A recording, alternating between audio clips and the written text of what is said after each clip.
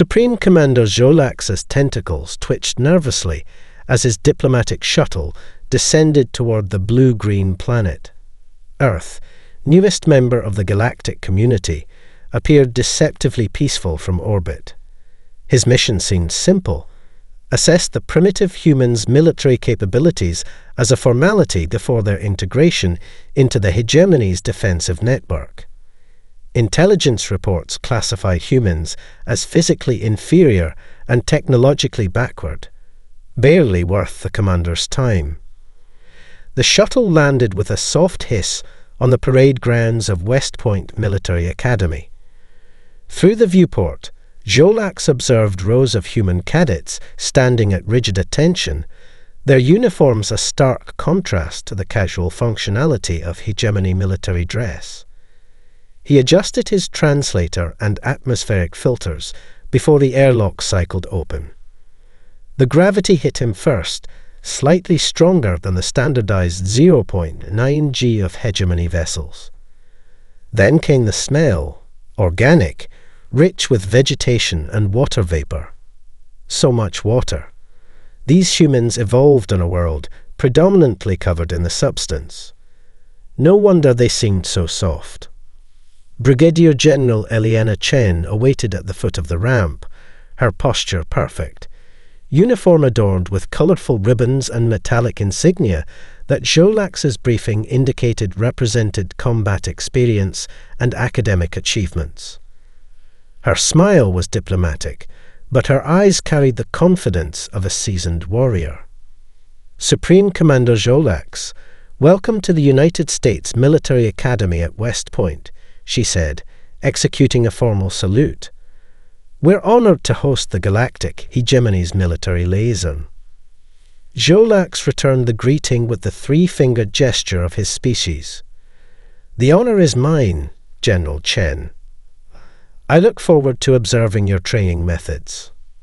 We've prepared a comprehensive tour, Chen responded, guiding him past stone battlements that seemed absurdly outdated.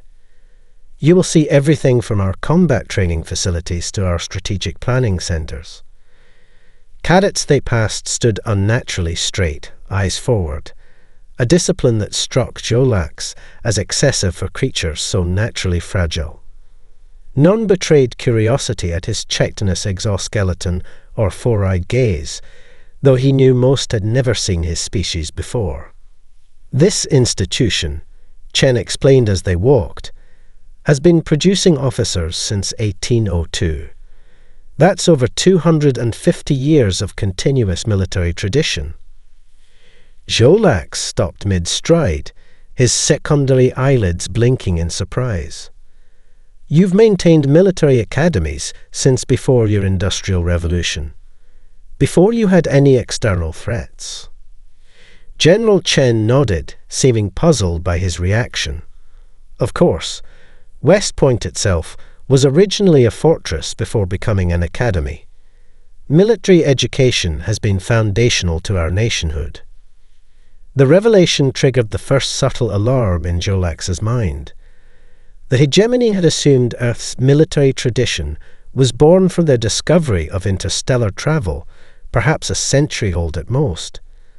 The statues they passed depicted humans wielding primitive weapons, swords, rifles, even primitive explosive devices, their faces locked in expressions of determination that transcended the materials they were carved from.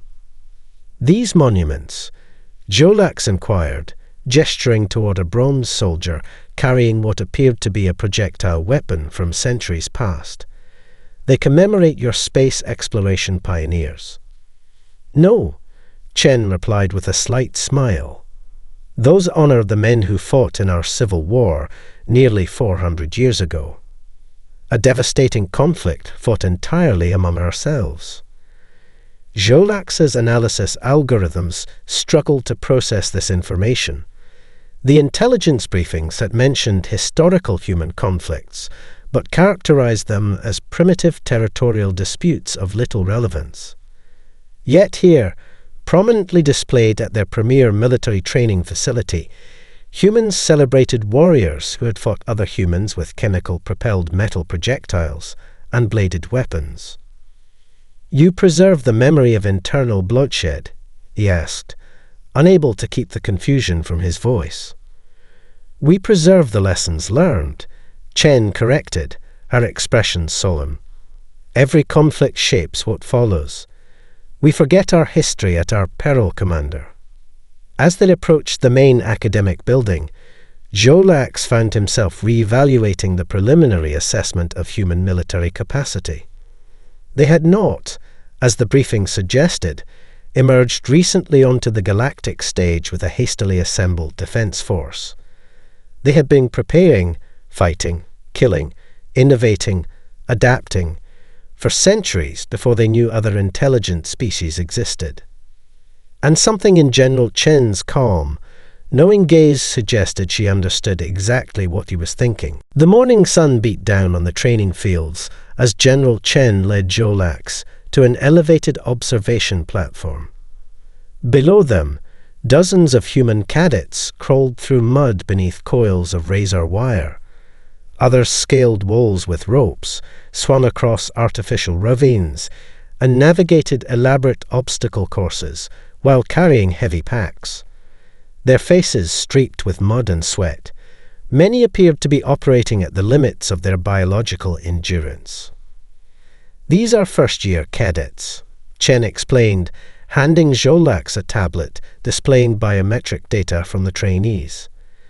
"What you're seeing is basic physical conditioning." Jolax's upper eyes narrowed while his lower pair focused on the readings. Heart rates elevated, cortisol levels spiking, lactic acid accumulating in muscle tissue.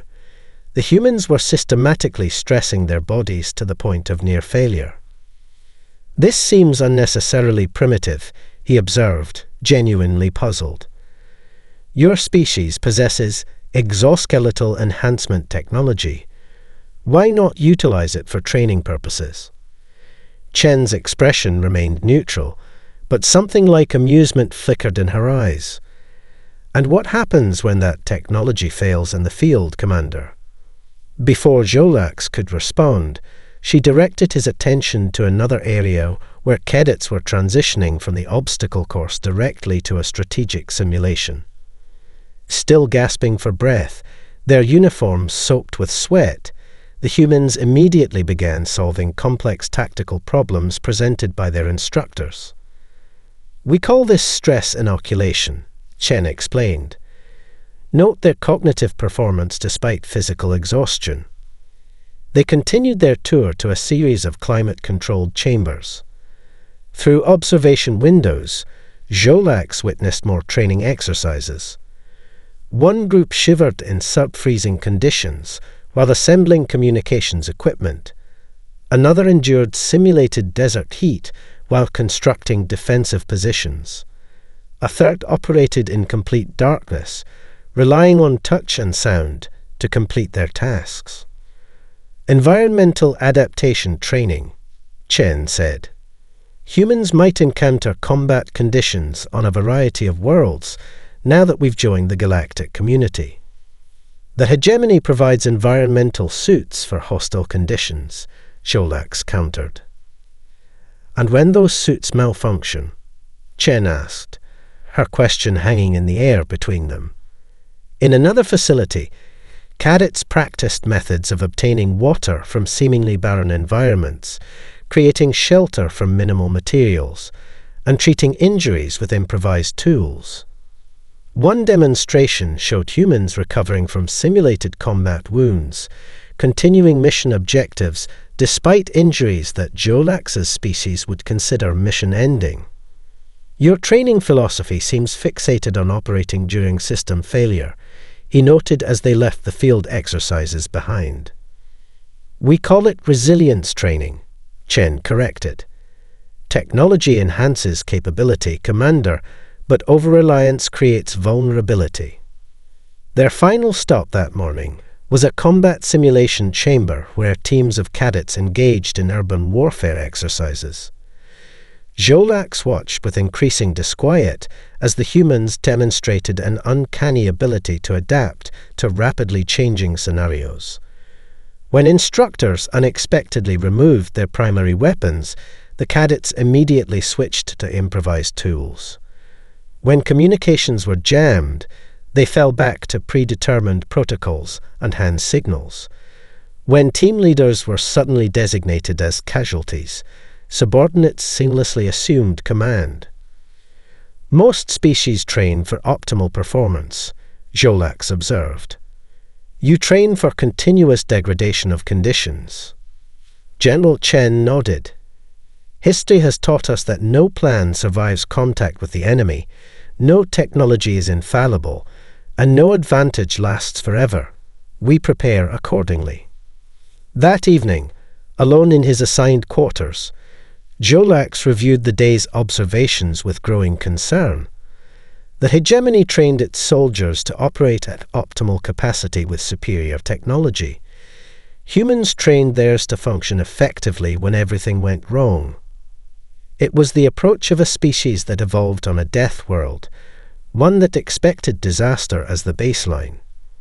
He uploaded his findings to the secure hegemony network with a priority flag, adding a personal notation. Preliminary assessment indicates human military preparation significantly more comprehensive than initial intelligence suggested. Their focus on continued functionality during cascading system failure represents an approach not previously documented in known species. Recommend immediate re-evaluation of strategic projections. As he awaited a response, Jolax found himself staring at the training schedule for tomorrow. Historical combat evolution and adaptation minus 5,000 years of human warfare. The implications made his exoskeleton tighten involuntarily. Today you requested our military history archives, Major Karim Okafor said, meeting Jolax outside his quarters. The human officer carried himself with quiet confidence, his uniform adorned with fewer decorations than General Chen's, but with insignia that Jolax now recognized indicated advanced academic specialization. I appreciate your accommodation, Major, Jolax replied, falling into step beside the human as they traversed the academy grounds. My superiors are particularly interested in the development of Earth's military doctrine.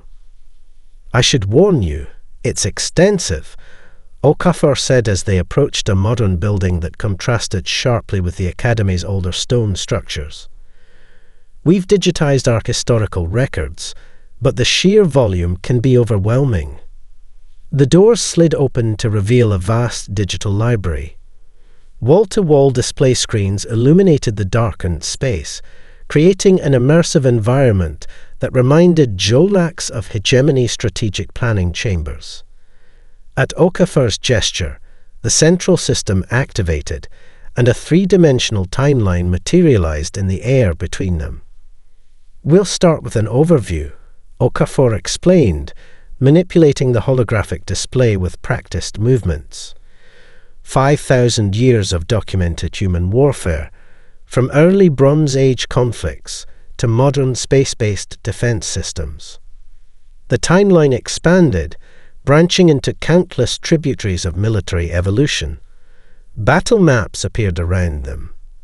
Ancient formations at Thermopylae, Alexander's cavalry maneuvers, Roman legionary tactics, Mongol horse archer deployments, medieval siege warfare, Renaissance-era naval battles, Napoleonic artillery innovations, the trench warfare of World War I, the blitzkrieg of World War II, guerrilla tactics, counterinsurgency operations, cyber warfare, and finally, humanity's adaptation to extraterrestrial environments. Stop, Jolax commanded, his four eyes blinking rapidly in distress as he processed the information flood. These conflicts, they're all between human factions. Yes, Major Okafor confirmed, bringing up a secondary display showing nearly continuous warfare somewhere on Earth for the past 5,000 years. Virtually every major advance in human technology, logistics, medicine, and psychology has been driven by or tested in conflict. Jolax's claw tapped against a display showing the development of human military doctrine across centuries. Your species spent millennia perfecting the art of killing yourselves. We prefer to think of it as preparing for unknown challenges, Okafor replied, highlighting a series of revolutionary tactical innovations. Each conflict forced adaptation against thinking opponents using counter-strategies. Unlike simulated exercises, the consequences of failure were real. A new display activated, showing the complexity of human military evolutions compared to other known species. Where others showed linear progression, humanity's appeared as a complex web of innovations, setbacks, adaptations, and revolutionary changes, each building upon previous knowledge while pioneering new approaches. This pattern is unique, Jolax observed, his analytical mind racing to comprehend the implications. The hegemony's military doctrine evolved through occasional conflicts with other species, with centuries of peace between encounters. Your history shows no such respites. Peace has always been our goal, Okafor countered, but readiness our necessity. Jolax focused on a particular section of the timeline, the rapid acceleration of military technology during the 20th century. In barely 100 years, humans had progressed from primitive chemical-propelled projectiles to thermonuclear weapons, from basic aircraft to space-capable vessels. The pace of innovation during conflict periods increased exponentially. Your arrival in galactic society isn't the beginning of your military history, Jolax realized aloud. It's the continuation of an unbroken chain of combat evolution stretching back before my civilization achieved sentience. Major Okafor nodded solemnly. Every tactical doctrine, every strategic principle in our current defensive posture has been purchased with blood and refined through countless conflicts. The displays shifted to show the modern adaptation of historical principles. Ancient Roman combined arms tactics applied to space-based operations. Mongol maneuver warfare concepts informing rapid deployment doctrines.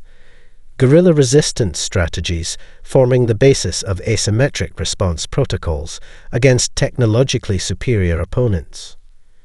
You've been preparing to fight advanced enemies for your entire history, Jolax whispered, the horror of the realization settling into his consciousness. Without knowing it, you've been rehearsing for warfare against species like mine since before you harnessed electricity. History doesn't repeat, Okafor said quietly, but it often rhymes, Commander. We study the past not because we expect to fight the same wars, but because we know we'll never fight the same war twice. The simulation chamber hummed with activity as officers took their positions at control stations. Holographic displays projected a three-dimensional battlefield, a contested lunar mining facility surrounded by cratered terrain. Jolax stood at the command console, studying the scenario parameters with professional interest.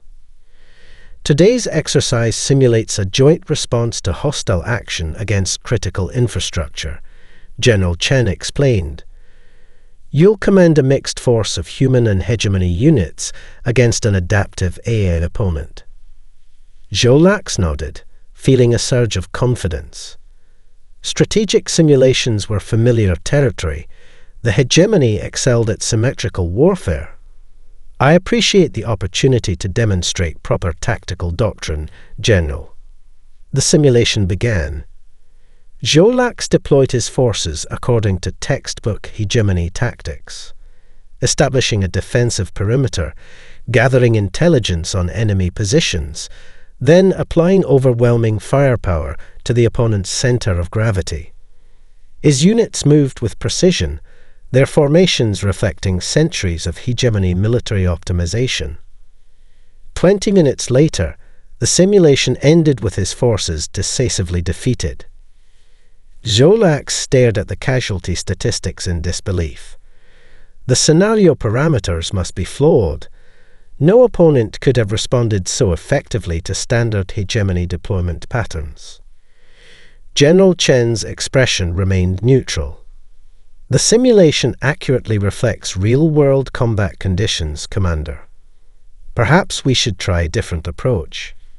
She gestured to a young officer standing nearby. Cadet First Class Andrea Rojas graduated top of her class in tactical applications. With your permission, she'll command our human units independently while you retain control of the hegemony forces.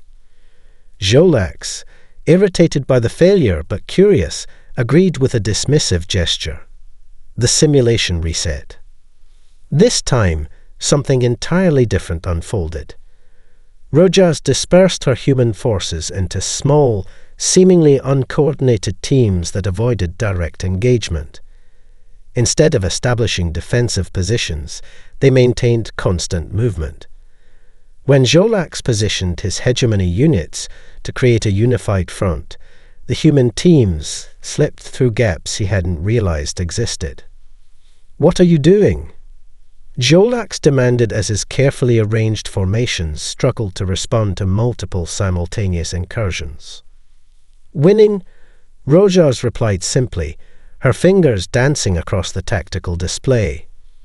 Her forces targeted enemy sensors, creating false readings and confusion. They used features of the lunar terrain that the hegemony units had dismissed as tactically irrelevant.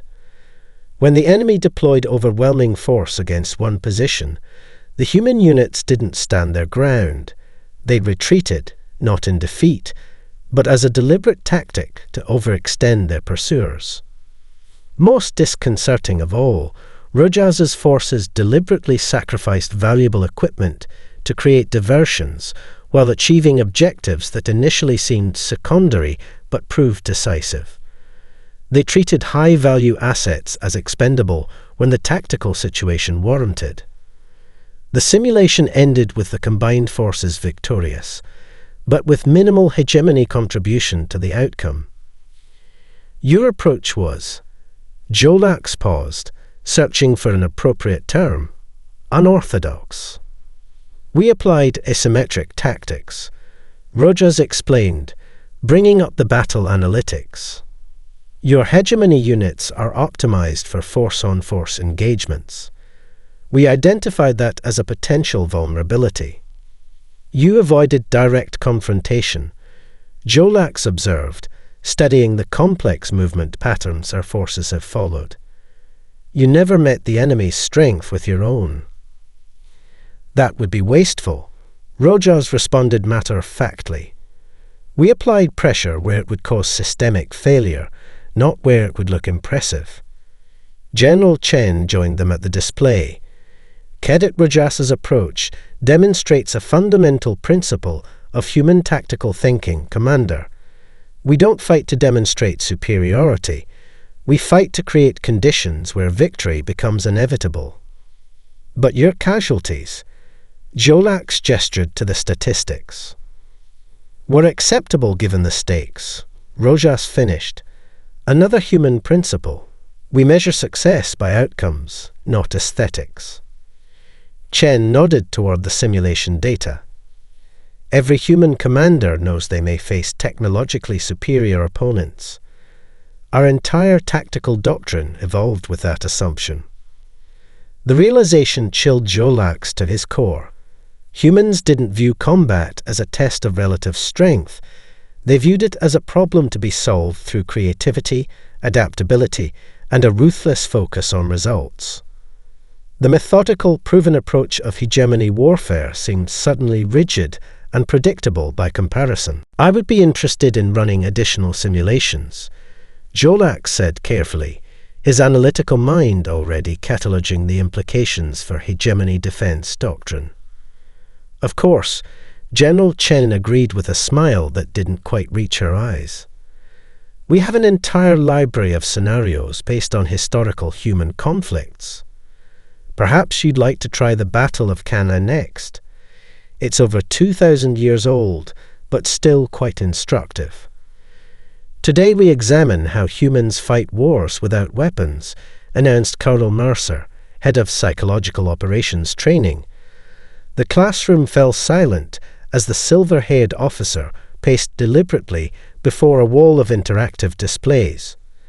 Jolac settled into a specially reinforced seat in the observation area, his exoskeleton adjusting to the unfamiliar furniture. Before a single shot is fired, the battle for perception has already begun. Mercer continued, activating the main screen. In human military history, many conflicts were decided not by superior firepower, but by superior manipulation of information and psychology. Jolac watched, fascinated, as cadets dissected historical disinformation campaigns, psychological manipulation tactics, and perception management operations. The displays around the room flickered with case studies demonstrating how human conflicts were influenced, sometimes decisively, by non-kinetic means. The mind is both the strongest and most vulnerable asset on any battlefield. Colonel Mercer explained as cadets analyzed the psychological aspects of historical insurgencies. Break an enemy's perception, and their physical capabilities become irrelevant. A cadet team presented their analysis of how primitive resistance movements throughout human history had succeeded against technologically superior opponents through careful manipulation of civilian support, strategic messaging, and symbolic actions designed to shape narrative. Note the consistent pattern, a female cadet explained, highlighting data points across multiple historical conflicts. When conventional military victory is impossible, humans shift to attacking the enemy's will to continue fighting. Jolac's upper eyes narrowed. You teach your warriors to abandon honorable combat when facing superior forces. The classroom went quiet. Colonel Mercer turned to the alien commander with a measured gaze. We teach our officers to recognize that warfare exists within a psychological and political context, Commander, he replied carefully. Physical combat is merely one instrument in orchestrating an opponent's defeat. An interesting euphemism for deception, Jolac observed. Is it deception when the tactically weaker opponent refuses to fight on terms that guarantee their destruction? Another cadet challenged respectfully. Or is it simply strategic wisdom? During a break in the lectures, Jolac's approached a display showing ancient Chinese military texts translated into modern language. The characters seemed primitive compared to the elegant script of hegemony tactical manuals. Yet something about their directness was unsettling. All warfare is based on deception, he read aloud, his translator struggling with the archaic phrasing. Sun Tzu's Art of War, Colonel Mercer explained, joining him at the display. Written over 2,500 years ago, yet still required reading for our officers. Jolac's secondary eyelids flickered in surprise. You've been studying how to defeat superior opponents since before you invented powered flight. Necessity breeds innovation, Commander. Humans have rarely had the luxury of overwhelming force. We've had to become creative. The afternoon session focused on modern applications, information warfare, electronic deception, and cognitive targeting. The cadets demonstrated systems designed to create false sensor readings, inject contradictory data into enemy networks, and exploit cognitive biases in opponents' decision-making processes. Most disturbing was their analysis of alien psychology, including that of Jolac's own species. The cadets had compiled detailed studies of hegemony cultural values, decision-making hierarchies, and cognitive tendencies, identifying potential vulnerabilities with clinical precision. You've been studying us, Jolac observed, unable to keep the discomfort from his voice. "We study all potential allies and adversaries," General Chen replied from the doorway where she had arrived unnoticed. "Understanding others is fundamental to effective cooperation, or conflict, should it become necessary." That evening, alone in his quarters, Jolax encrypted an urgent communication to Hegemony High Command. Human military doctrine fundamentally incompatible with standard response protocols. They perceive warfare as systemic rather than force-on-force confrontation. Their information operations specifically analyze hegemony psychological patterns. Recommend immediate doctrinal reassessment. He hesitated before adding a personal observation. Most concerning aspect is temporal depth of human approach. These are not recent adaptations, but principles refined over millennia. They view superior technology not as definitive advantage, but as potential vulnerability to be exploited. Recommend highest priority reevaluation of strategic assumptions regarding human integration into hegemony defense structure. As he transmitted the message, Jolax found himself contemplating the ancient human text from the classroom. A species that had been studying deception as the foundation of warfare for over 2 millennia was now being invited into the heart of hegemony military operations. The implications were profoundly unsettling. "This section requires special clearance," General Chen said, placing her palm on a scanner beside a reinforced door marked with hazard symbols Jolax didn't recognize. The bulkhead looked substantially more secure than anything else he'd seen at the academy. Biometric sensors, quantum encryption locks, and what appeared to be explosive bolts lined the frame. "What exactly are we about to see, General?" Jolax inquired, his instinctive caution rising. "The truth about human warfare that we don't teach in classrooms," she answered as heavy doors slid open with a pneumatic hiss. They entered a dimly lit chamber that reminded Jolax of hegemony historical museums, a repository of artifacts rather than a functional facility. General Chen activated a control panel, and the lighting adjusted to reveal display cases containing objects that seemed innocuous at first glance. "The restricted weapons archive," she explained. "What I'm about to show you never leaves this room, Commander. These are weapons humanity developed, then chose to constrain or abandon." She activated a secure terminal, and holographic displays illuminated around them. Jolax's exoskeleton tightened involuntarily as he processed what he was seeing. Schematics for chemical agents designed to target specific genetic markers. Self-replicating nanites programmed to disassemble technology at the molecular level. Atmospheric modification systems capable of rendering planets uninhabitable within days. Antimatter catalysts that could trigger stellar instability. "These are theoretical weapons systems," Jolax said, but uncertainty tinged his voice. "No," Chen corrected, bringing up testing footage that showed the devastating effects of each system. These were developed to working prototype stage, then restricted by international convention. Some date back over a century, others are more recent innovations. She navigated through the archives, displaying ever more horrifying weapons concepts. Targeted viral agents, gravity manipulation devices, self-sustaining chain reactions that could render planetary atmospheres toxic for centuries. Jolax's translator struggled with his response, his native language lacking sufficient terms for his horror. "You developed planet-killing technologies, then chose not to deploy them. We recognized some victories aren't worth their cost," Chen responded, her voice clinically detached. "But we remember how to make them. Every design remains archived, every production pathway documented." She indicated a sealed container behind armored glass. "That sample contains a dormant biological agent developed during our early genetic engineering phase. It targets neural pathways common to most carbon-based life forms.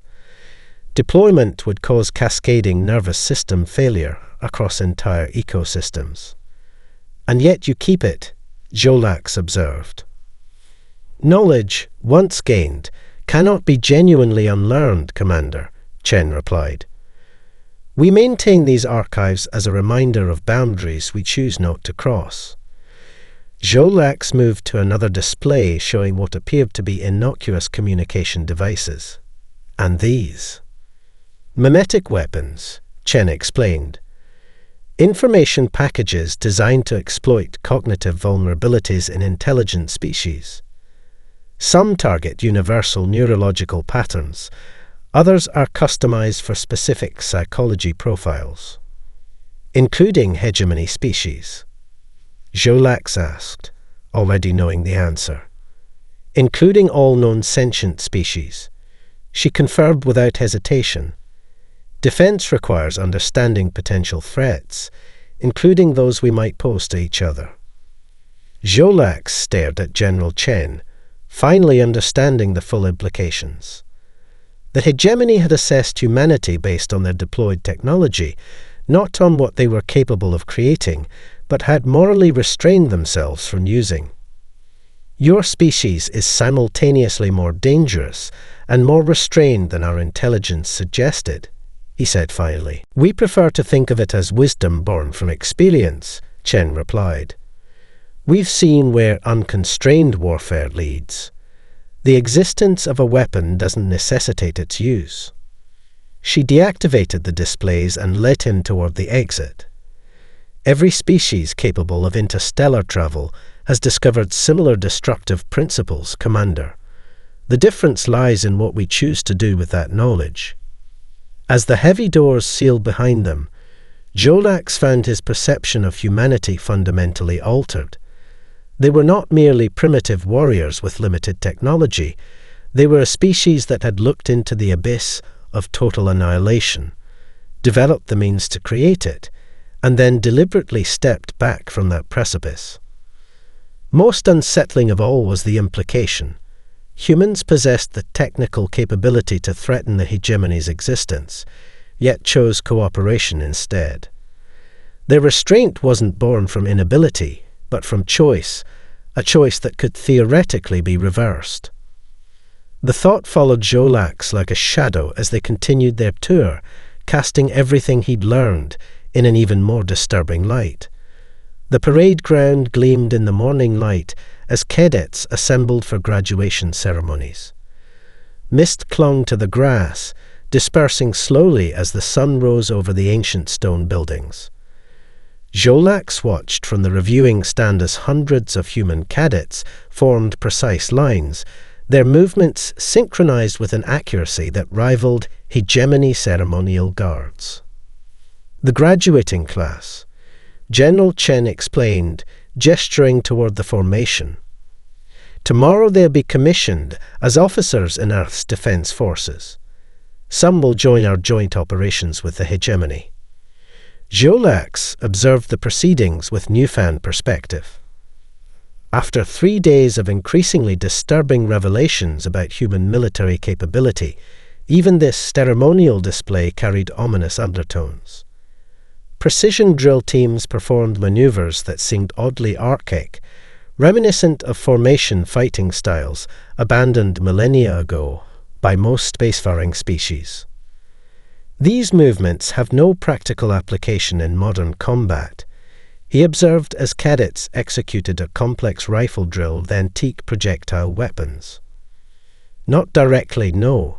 Chen agreed, watching as graduating cadets received ceremonial sabers, bladed weapons obsolete for centuries. But there's purpose in connecting each generation to those who came before. The human beside her, an elderly man with silver hair and a chest full of decorations that Jolax now recognized as combat honors, nodded in agreement. Admiral Harrison served 50 years in Earth's naval forces, Chen introduced. He returns annually to address our graduates. The rituals seem, inefficient, Jolax said. The Admiral smiled. Young Commander, warfare isn't merely about efficiency. It's about the warriors themselves, their spirit, their resolve, their connection to something greater than individual survival. Jolax's attention was drawn to the ceremony as hundreds of cadets raised their right hands in unison. The Academy's senior officer began reciting an oath, which the graduates repeated phrase by phrase. I, having been appointed an officer in the armed forces of Earth, do solemnly swear that I will support and defend the principles of peace and cooperation among all sentient beings. This oath, Jolax inquired, is it new? Adapted for the interstellar era. The core phrases date back to 1779. Chen replied quietly. We've modified certain terms to reflect our expanded understanding of sentience, but the essential promise remains unchanged. As hundreds of voices spoke in unison, Jolax noticed something unexpected. A subtle change in human vital signs his sensors detected. Heart rates synchronized, breathing patterns aligned. Neurochemical fluctuations suggested deep emotional activation across the formation. They're not just reciting words, he realized. This ritual is creating psychological cohesion. Every cadet standing there knows they join a line stretching back nearly 3 centuries, Chen explained. They carry the accumulated wisdom, sacrifice, and honor of generations. The ceremony continued with the presentation of commissions. Each graduate approached the stage individually, receiving a document that Jolax learned represented the culmination of 4 years of intense training. Physical documents, he questioned, not digital credentials. Admiral Harrison chuckled. Some traditions endure because they connect us to our humanity, Commander. The weight of that paper in their hands, something tangible, something real, reminds them that their oath isn't merely data in a system. As the ceremony reached its conclusion, the graduates drew their ceremonial sabers in a final salute before tossing their caps skyward in celebration. The disciplined formation dissolved into joyous chaos as families rushed forward to congratulate the new officers. Jolax watched the scene with growing comprehension. Throughout his visit, he had observed the physical, intellectual, and psychological preparation of human warriors. But this ceremony revealed something more fundamental, something his analytical mind had failed to quantify. These humans carried their entire history with them. Each graduate stood atop the accumulated knowledge of countless generations, learning from failures and successes that stretched back centuries before interstellar contact. Their traditions weren't merely aesthetic, they were functional, creating psychological resilience and shared identity. Most disturbing of all, they expected adversity, trained for it, and had been tempered by it for their entire existence as a species. Tomorrow, General Chen said, interrupting his thoughts, we'll tour our restricted research division. I believe you'll find our theoretical weapons development particularly enlightening. Jolax noticed her carefully neutral expression and wondered, not for the first time, if this entire educational tour had been orchestrated to convey a very specific message to the hegemony. The Hegemony Council chamber fell silent as Supreme Commander Jolax concluded his presentation. The data projections floating above the assembly painted an unsettling picture of humanity's military potential. 47 representatives from the Alliance's constituent species shifted uncomfortably in their environmental adaptation fields as the implications sank in. My recommendation is immediate and non-negotiable, Jolax stated firmly, his voice echoing through the vaulted chamber. Humanity must be integrated as a full strategic partner of the hegemony, not as a subordinate client species as originally planned. Preposterous. Elder Councillor Vexnor objected. the bioluminescent patches on his epidermis flashing with agitation. His tendrils, gestured at the human technological assessment, display prominently above the central dais. They're centuries behind our capabilities. Their ships are primitive, their weapons rudimentary. Their primary stellar vessels still rely on reaction mass propulsion. Yes, Jolax agreed, his 4 eyes focused intently on the ancient counselor. And that is precisely what makes them dangerous. They know they're outmatched, so they plan accordingly. Their entire military doctrine assumes disadvantage from the outset. He activated a new display showing human asymmetric warfare tactics compiled from his Academy observations. While we train our forces to operate at peak efficiency, they train theirs to function through cascading failure. While we focus on technological superiority, they focus on adaptation. While we prepare for the wars we expect, they prepare for the ones they can't predict.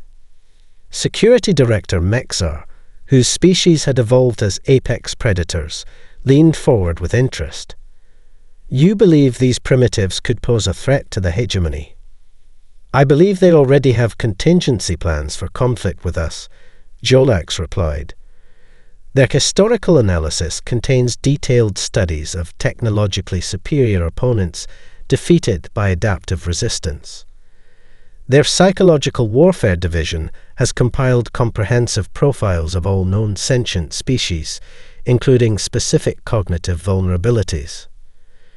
He brought up footage from the Academy training exercises. Most concerning is their fundamental approach to warfare. They don't view combat as a demonstration of superiority. They view it as a problem to be solved by any means necessary. The chamber erupted in concerned murmurs as Jolax continued. Their history reveals a species that has spent millennia fighting itself, a crucible no other known civilization has endured. They've developed not just technologies of war, but philosophies of conflict that our strategic doctrines have never accounted for. You're suggesting we elevate a primitive species to full partnership based on potential? Trade Minister Lysick questioned skeptically. What tangible benefits would they bring to our defensive posture? Perspective. Jolax answered simply. Humans have faced extinction-level threats throughout their evolution. Their planet contains more apex predators, environmental extremes, and natural disasters than any homeworld in the hegemony. Their history is an unbroken chain of adaptation to catastrophic circumstances. He displayed the analysis of human psychological training. They expect failure. They plan for it. They embrace it as inevitable. This mindset allows them to continue functioning in scenarios where our forces would consider withdrawal the only logical option. After hours of deliberation, the Council voted to accept Jolax's recommendation. Humanity would be welcomed as full partners in the hegemony's defense structure, with education exchanges established to integrate human strategic thinking throughout the alliance. As he left the chambers, Jolax accessed his personal records, reviewing General Chen's parting words from their final meeting.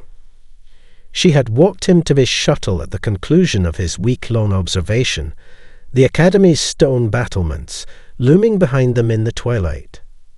"Remember, Commander," she had said with that same measured calm that now seemed so ominous, "we don't train to be the strongest. We train to be the most resilient. In the end, it's not about who can hit the hardest. It's about who keeps getting up when everyone else stays down." Now, facing an uncertain galaxy, with new threats emerging at its fringes, Jolax understood the true lesson of Earth's military academies. Humanity's greatest weapon wasn't their technology or physical strength. It's their unbreakable expectation that things will go wrong, and their millennia-honed ability to triumph anyway. That realization filled him with both hope for the hegemony's future and profound horror at what humanity might become if the Alliance ever betrayed their trust. As the Council's decision was transmitted to Earth, Jolax wondered if General Chen was smiling, knowing her message had been received exactly as intended.